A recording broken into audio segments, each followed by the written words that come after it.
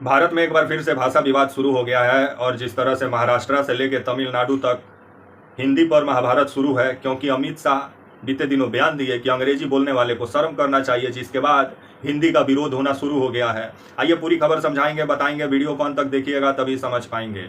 नमस्कार, मेरा नाम विश्वजीत कुमार और आप देख रहे हैं वाक फॉर इंडिया न्यूज।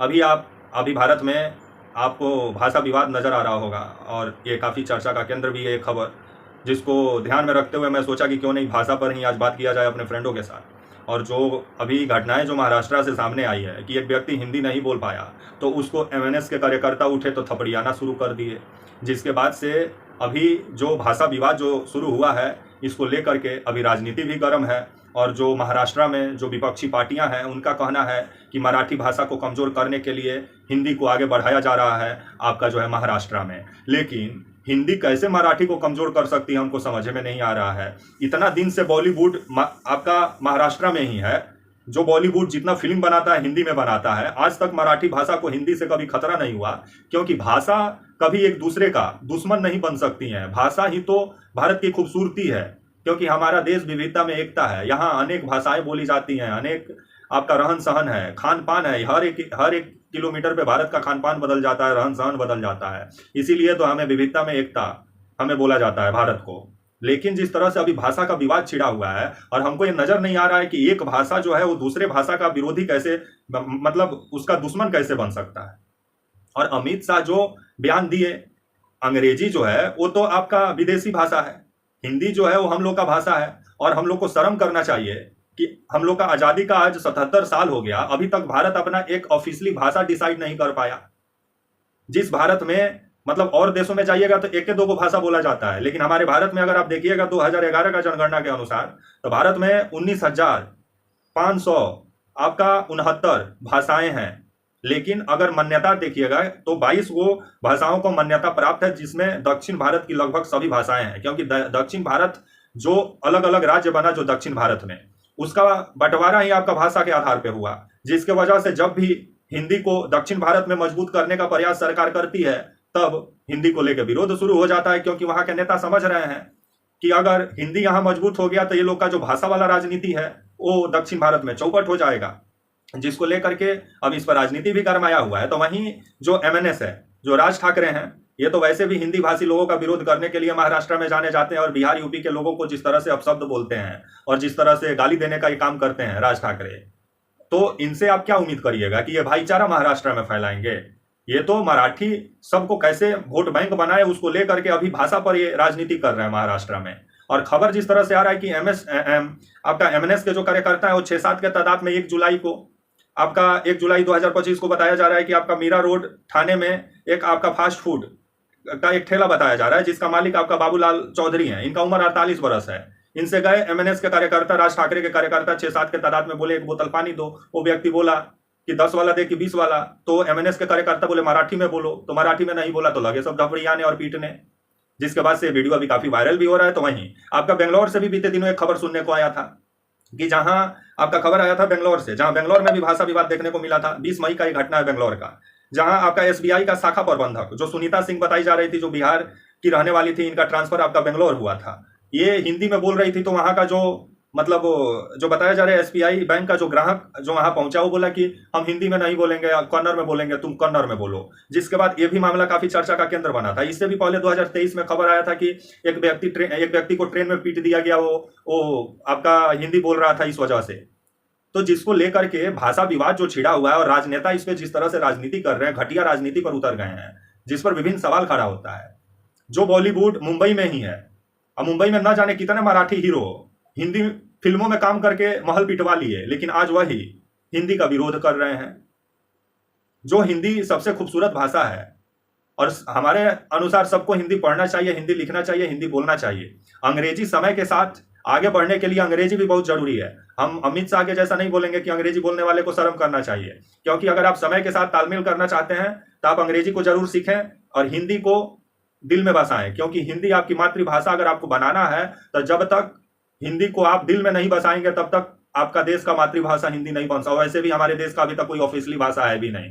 और शर्म करने की बात है कि जिस भारत में आपका 19,000 से ऊपर भाषाएं हैं, वो भारत अभी तक अपना एक ऑफिशियली भाषा नहीं चयन कर पाया। अभी तक हम लोग ज़्यादातर अंग्रेजी को ही प्राथमिकता देते हैं।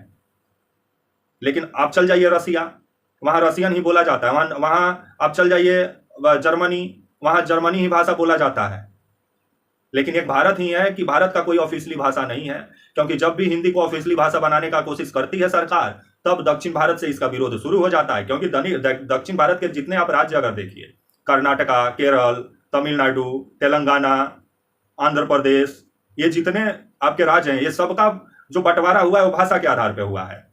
और वहाँ की जो क्षेत्रीय पार्टियां हैं, उनका अच्छा खासा वहाँ की जनता पर प्रभाव है। अगर हिंदी भाषी लोग वहाँ अपने पार्टी को मजबूत करना चाहते हैं, भाजपा इसीलिए कमजोर है दक्षिण भारत में, क्योंकि भाजपा के जो नेता जाते हैं उनको एक ट्रांसलेटर रखना पड़ता है दक्षिण भारत में, क्योंकि आप तेलुगु फराटेदार आप नहीं बोल पाएंगे, जिसको लेकर के आपको ट्रांसलेटर रखना ही पड़ेगा। तो अगर लोगों का दिल तक जोड़ना है तो उसका भाषा में बात संवाद करना जरूरी है, जिसको लेकर के सरकार चाह रही है कि क्यों नहीं हिंदी को प्राथमिकता दिया जाए और भारत का राष्ट्रीय भाषा बनाया जाए। तो ये बात सही है, हिंदी को प्राथमिकता मिलना चाहिए। तो वहीं 22 गो जो भाषा जो शामिल है आपका 8वीं सूची में, लेकिन अगर आप देखिएगा कि 8वीं सूची में जो आपका 22 गो भाषा शामिल है, उसमें भोजपुरी शामिल नहीं है। कन्नड़, आपका जो तेलुगु, मलयाली, ये सब भाषा शामिल है, लेकिन भोजपुरी भाषा शामिल नहीं है। इसी से आप अनुमान लगाइए कि भोजपुरी भाषा का विकास के लिए बिहार का नेता लोग कितना काम किए, आज तक भोजपुरी को 8वीं सूची में भी नहीं पहुंचा पाए, जिसके कारण आज भी भोजपुरी बिहार में लहंगा चोली में फंसी हुई है भोजपुरी भाषा, और जिसको निकालने का भी कोई प्रयास नहीं करता है, क्योंकि सरकार की तरफ से मान्यता ही प्राप्त नहीं है, 8वीं सूची में है ही नहीं भोजपुरी भाषा। इसको लेकर के बिहार के नेताओं को भी काम करना चाहिए कि अलग अलग राज्य अपने भाषा को लेकर के लड़ रहे हैं, तो हम लोग अपना भाषा को लेकर के कब लड़ेंगे और कब 8वीं सूची में पहुंचाएंगे भोजपुरी को। तो वहीं अभी भाषा विवाद छिड़ा हुआ है पूरे तरीके से, और एमएनएस के कार्यकर्ता महाराष्ट्र में खबर आ रहा है कि जो हिंदी नहीं बोल रहा है उसको थपड़ियाने का भी काम कर रहे हैं। तो इसको लेकर के जो महाराष्ट्र में जो भाजपा की सरकार है उसको एक्शन लेना चाहिए। तो वहीं उद्धव ठाकरे और जो शरद पवार हैं वो विरोध कर रहे हैं हिंदी का, क्योंकि इनका कहना है कि जो सरकार है वो हिंदी को महाराष्ट्र में इसलिए बढ़ावा देना चाहती है क्योंकि मराठी भाषा को कमजोर करना चाहती है। हमको ये समझ में नहीं आ रहा है कि हिंदी मराठी को कैसे कमजोर कर देगी। जो बॉलीवुड महाराष्ट्र में है, न जाने कितना हिंदी में फिल्म बनाया और कितना मराठी हीरो हिंदी भाषा में काम किए, लेकिन कभी मराठी और हिंदी भाषा कभी मतलब एक दूसरे का दुश्मन नहीं बनी, दोनों बहन जैसा लगती हैं। लेकिन जो नेता हैं वो दुश्मन बनाने में लगे हुए हैं, और भाषा विवाद छेड़ के जो भारत का एक्चुअल मुद्दा है, महंगाई, बेरोजगारी, भ्रष्टाचार, कुपोषण, जो शिक्षा का बुरा हाल है, स्वास्थ्य व्यवस्था का जो बुरा हाल है, उससे कैसे ध्यान भटकाया जाए, उसको लेकर के भाषा विवाद शुरू कर दो। अब भाषा विवाद शुरू हो गया है, लेकिन भारत को एक ऑफिशियली भाषा अपना बनाना चाहिए। आप कोई भी आप अगर अब अमेरिका जाइए, वहाँ का ऑफिशियली लैंग्वेज जो है अंग्रेजी है। अब चल जाइए, आप रसिया चल जाइए, वहाँ का ऑफिशियली जो भाषा है वहाँ का रसियन भाषा है। तो हम लोग क्यों नहीं अपना एक भाषा डिसाइड कर पा रहे हैं? कब तक हम लोग राजनीति में फंसे रहेंगे? और जब हिंदी को राष्ट्रीय भाषा बनाने का केंद्र का कोई सरकार अगर कोशिश करती है, तो दक्षिण भारत के जो नेता हैं विरोध में खड़ा हो जाते हैं, क्योंकि इन लोग के अनुसार कन्नड़ को राष्ट्रीय भाषा बना दीजिए। और कन्नड़ बोलने वाला कितना है? अगर हिंदी आप देखिएगा तो हिंदी बोलने वाले और लिखने वाले की संख्या काफी तादाद में है, लेकिन कन्नड़ बोलने वाला, तेलुगु बोलने वाले की संख्या कितनी है? वो राज्य तक ही सीमित है। और इसको आपका जो है दक्षिण भारत के नेताओं को समझना चाहिए और हिंदी को थोड़ा महत्व देना चाहिए।